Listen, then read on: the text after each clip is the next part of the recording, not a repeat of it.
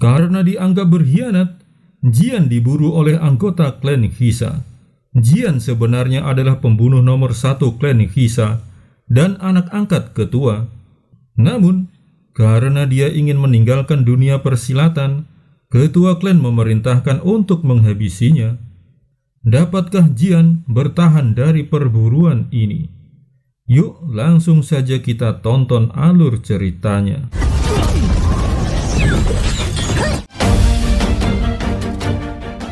Film diawali dengan memperlihatkan Jian menemui ketua klan Hisa. Selanjutnya, ketua klan memerintahkan pada Jian untuk membereskan sebuah sekte kecil yang berani melawan klan Hisa. Ia diminta untuk menghabisi semuanya, tak boleh ada sisa. Sang ketua meminta Hong Sang untuk menemani Jian. Jian kemudian menyerang dan menghabisi anggota sekte tersebut. Saat itu masih tersisa seorang anak kecil. Hong Sang ingin menghabisinya, tapi dicegah oleh Jian. Selanjutnya, Jian mengajak Hong Sang untuk pergi jauh meninggalkan dunia persilatan. Hong Sang pun setuju. Namun, utusan ketua klan mengetahuinya. Mereka pun menyerang Jian dan Hong Sang.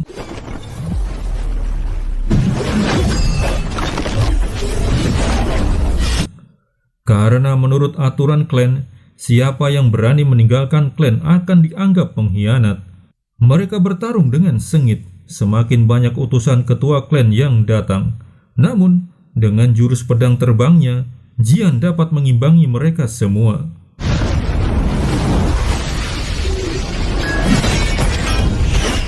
Saat sedang fokus menahan serangan para utusan ketua, tiba-tiba Hong Sang menyerang Jian dari belakang.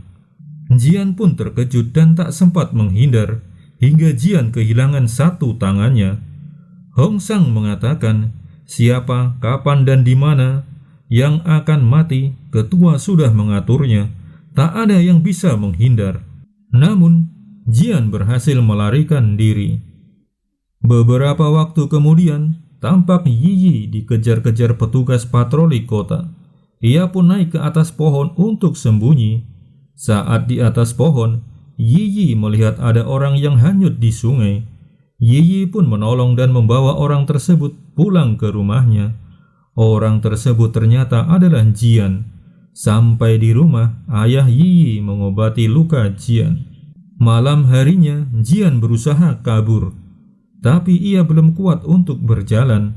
Yi Yi kemudian membawanya kembali. Jian menanyakan kenapa Yi Yi menyelamatkannya, karena Jian tak percaya ada orang baik di dunia ini. Di tempat lain, ketua klan Hisa sangat marah pada utusannya karena mereka tak berhasil menghabisi Jian. Dia kemudian memerintahkan mereka untuk kembali mencari keberadaan Jian. Beberapa hari kemudian, luka-luka Jian telah sembuh. Yi Yi dan ayahnya membawa Jian ke kota untuk mengemis. Saat mengemis, Jian diganggu oleh preman-preman pasar. Melihatnya, Yi Yi pun menolong Jian karena mengira Jian adalah orang yang lemah.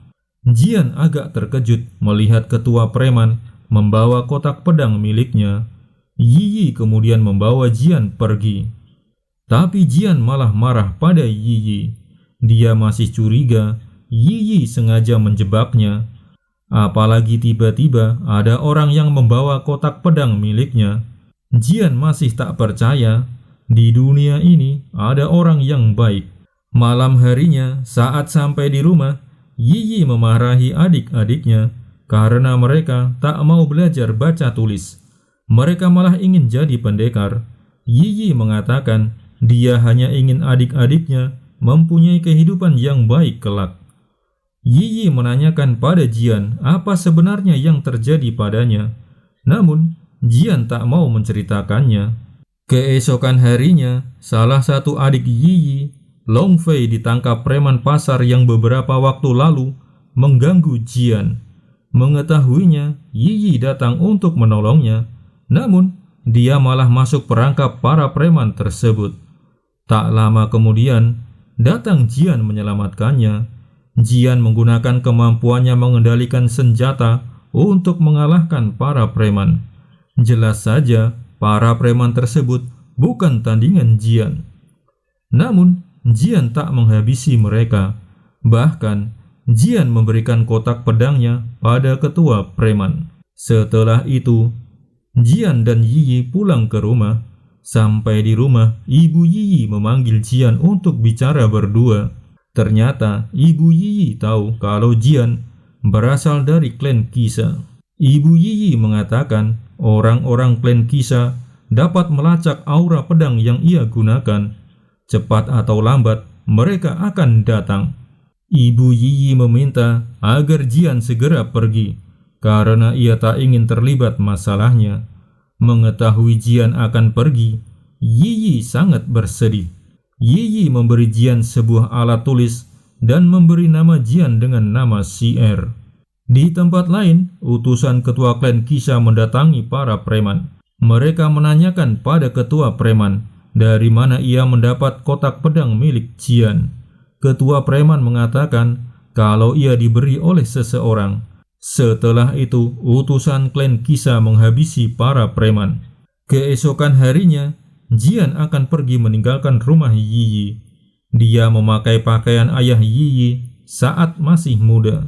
Saat keluar rumah, Ibu Yiyi melihatnya. Ia jadi teringat ayah Yiyi saat masih muda. Setelah itu, Ibu Yiyi mengizinkan Jian untuk tetap tinggal bersama mereka. Mereka semua pun sangat senang. Malam harinya, mereka ke kota untuk menonton festival lampion. Jian berjalan-jalan bersama Yiyi. Namun, saat Yiyi pergi untuk membeli makanan, ia diculik oleh utusan klan Qixia. Setelah itu, para utusan klan pun mulai menyerang Jian. Jian meminta agar Yiyi dilepaskan karena dia tak ada hubungannya dengan masalahnya. Tapi, para utusan diperintahkan untuk menghabisi siapapun yang berhubungan dengan Jian. Pertarungan pun dimulai.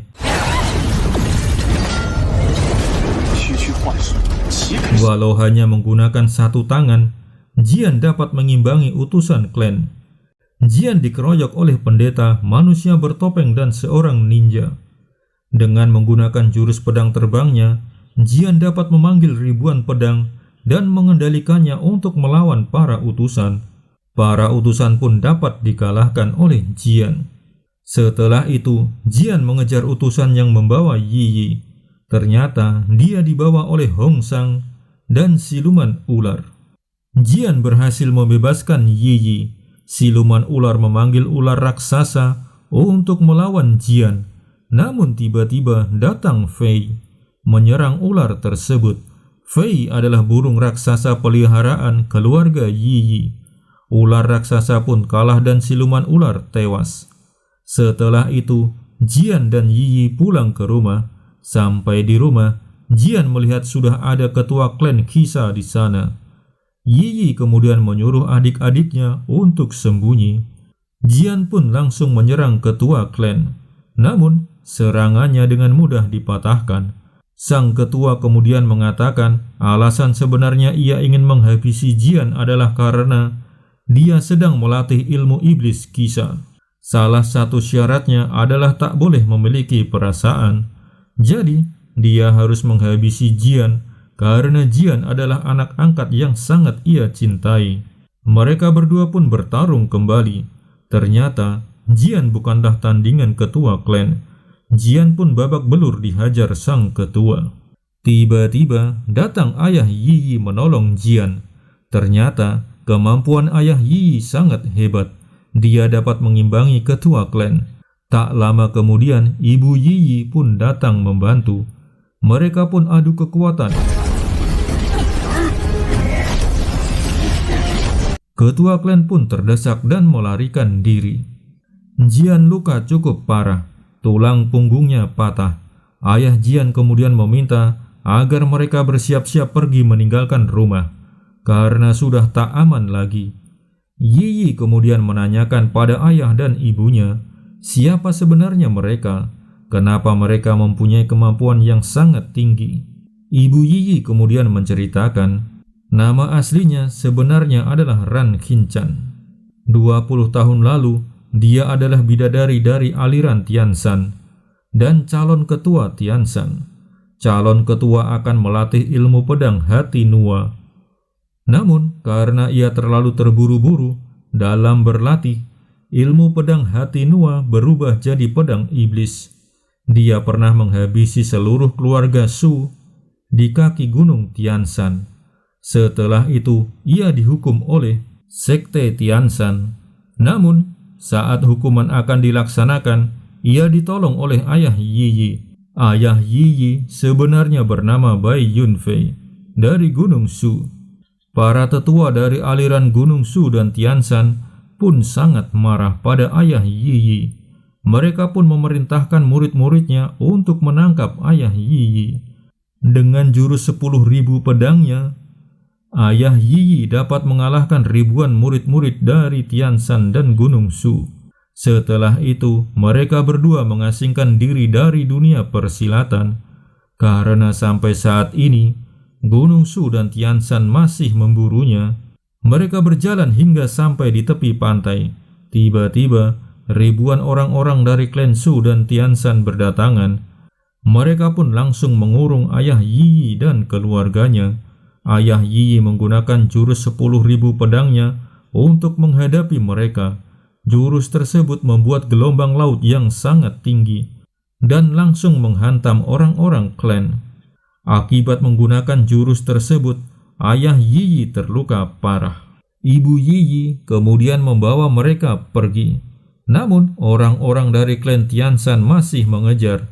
Yiyi pergi untuk menghadapi mereka dan menyuruh adiknya untuk tetap melanjutkan perjalanan. Tak lama kemudian, Yiyi kembali, namun sikapnya berubah pada ibunya.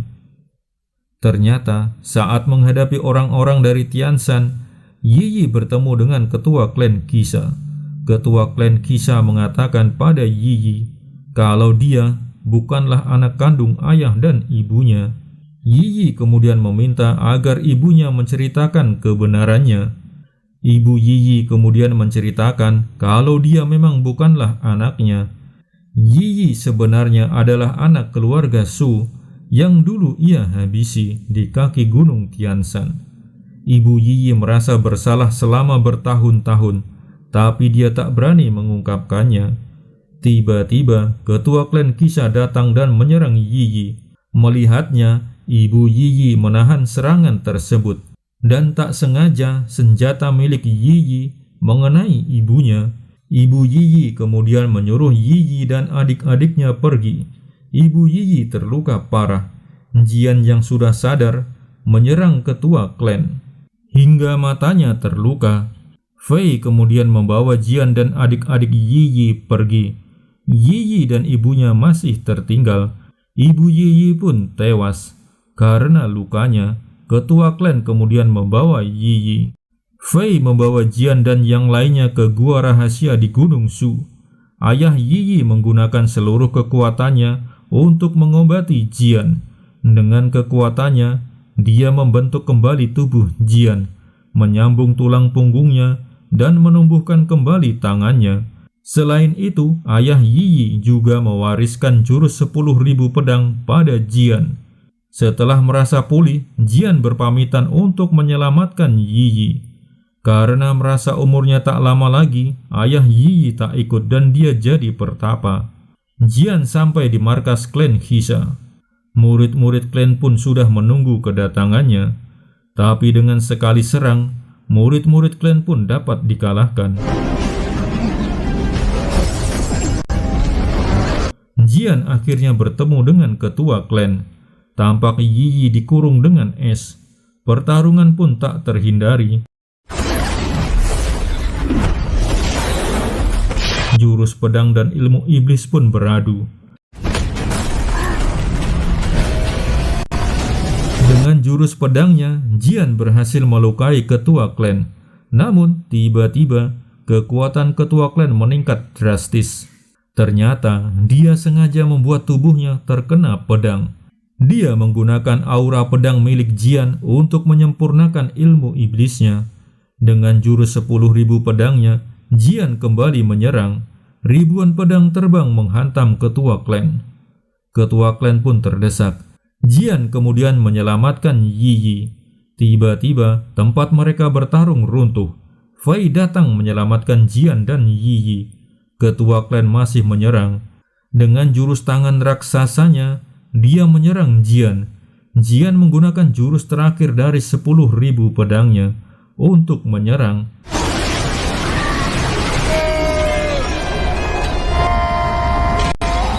Akhirnya, ketua klan Qixia dapat dikalahkan. Setelah itu, Jian membawa Yi Yi pulang ke rumah. Dan film pun berakhir. Terima kasih telah menonton video ini. Semoga terhibur.